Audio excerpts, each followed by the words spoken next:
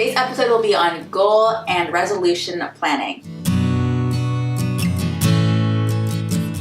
Hey guys, welcome back to my channel. Today I am actually super excited to be sharing this video because this is something I've been planning since I started my channel, and I knew I wanted to do this for the coming of the new year. Basically, I'm going to be doing a series of videos where I am going to show you how I plan my life and what has helped me. And it's basically a new year reset for 2019. I know that a lot of people are really against goals and resolutions for a new year. I totally get it, but I personally like to have that benchmark, and if you do, that's great. And if not, that's fine too. You can apply this to any area of your life at any time within the year. It does not have to be a New Year's resolution thing. I just felt like it was appropriate since it is the beginning of 2019 and everyone's trying to get on their goals and start anew. So here we go. So the first thing you're going to want to do is list your goals. So that is number one. Of course, you need to list your goals so you can remember what they actually are. So I like to apply the acronym SMART. SMART stands for specific, measurable, attainable, realistic, and time-bound. So it's important to make your goals specific because you don't want something that's really vague and just this general idea, because then it's going to be harder to really follow through and know what exactly it is you want or how you're going to attain this goal or resolution of yours.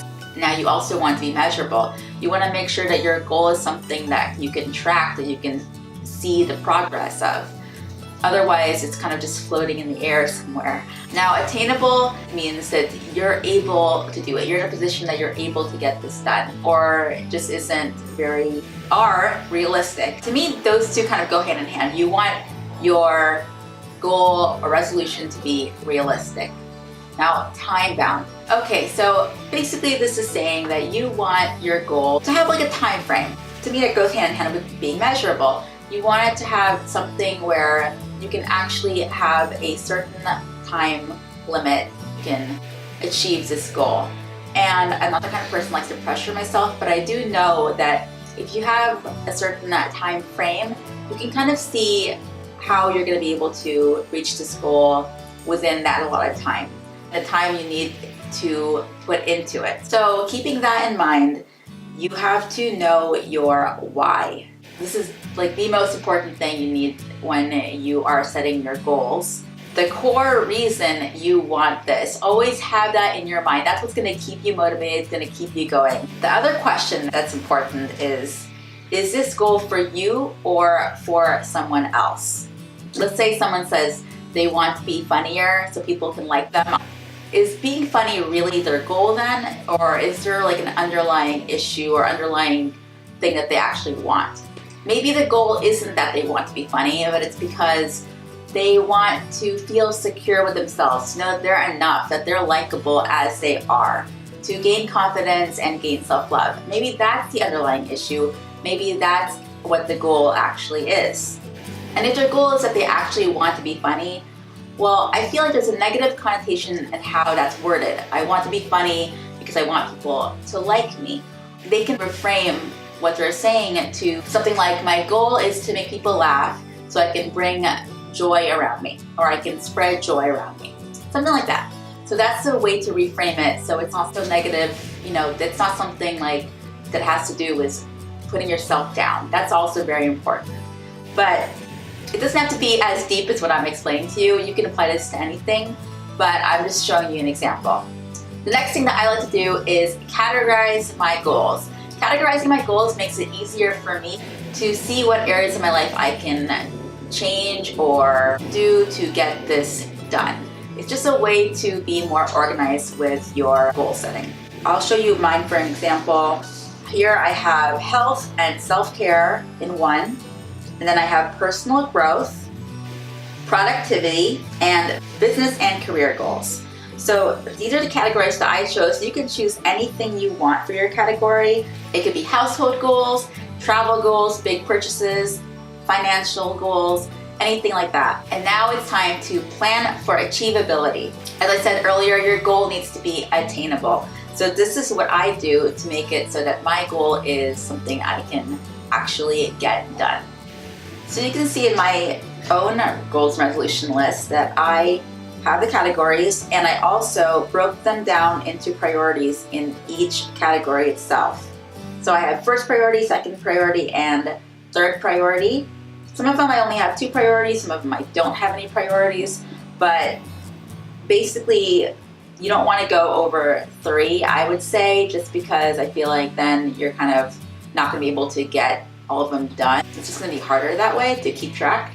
So I like to do it in 3 priorities max. Sometimes when you focus on, you have multiple goals, it's hard to really pinpoint what you need to do first. And to me, this is just a way to make it measurable, like I said earlier, to make it so you can choose what you want to do, what your priority is, and focus on that, number 1.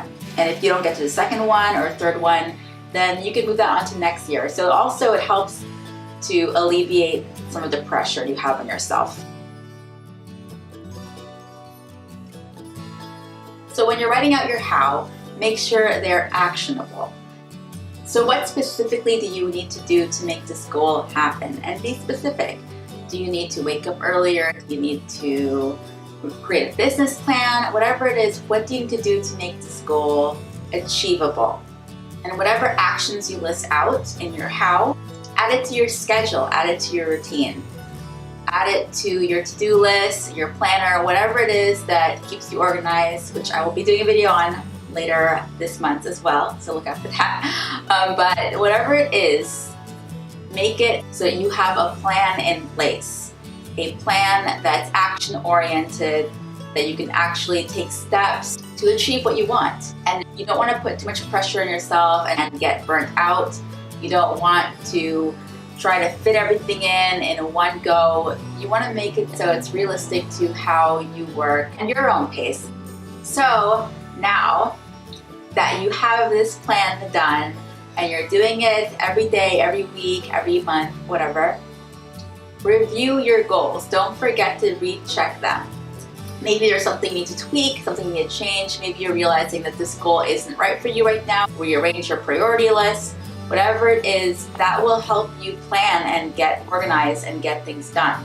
So definitely review them. I like to review them weekly. In the beginning of the week, I just like to do a quick check. But definitely don't just write the list out and then put it in a closet somewhere, never be seen again until it resurfaces in 2020. Make sure that you're taking care of yourself first and foremost. Your health, mental and physical, are number 1 in this whole process. So if it's affecting any of that, put that goal on hold and think of your self-care and your self-love first. It's not all or nothing.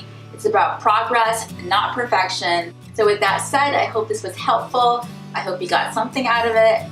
And have an awesome rest of January as well as all of 2019. And I will talk to you in my next video for this New Year Reset 2019 Plan Your Life series. Thanks so much for listening. Bye.